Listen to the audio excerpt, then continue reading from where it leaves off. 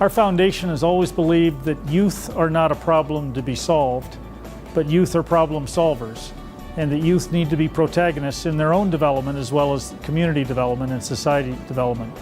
Now, with that as a philosophical part of who we are, part of our DNA as a foundation, what we believe in, what orients our philosophy and action, then Youth ActionNet was created to award and recognize stellar, singular, charismatic young people who at a very early age have gone out and created something. They've created a civic movement, created a non-governmental or non-profit organization or a social enterprise or whatever we want to call it.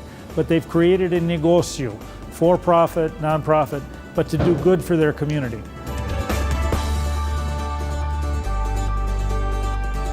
The importance for us is that we knew when we started this program 13 years ago that really young people were doing lots of interesting things around the world. But we wanted to put a spotlight on that. We wanted to recognize them. We wanted to let them know that society is appreciating what they were doing. We didn't do that just to pat them on the head and say, aren't you doing a nice job? We wanted to give them more visibility for their work, a little bit more credibility maybe, and some help.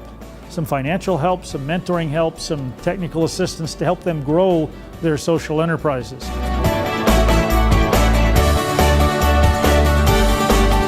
Well, I think as these three prize winners, who are all doing spectacular work, all who are very articulate in explaining why and how they're doing their work, they will become ambassadors for the program.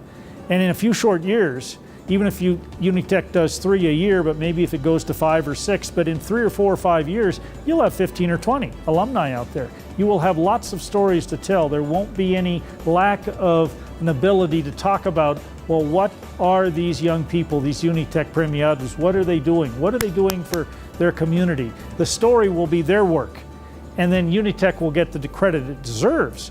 But it's really the young people who are the social innovators who are doing spectacular things.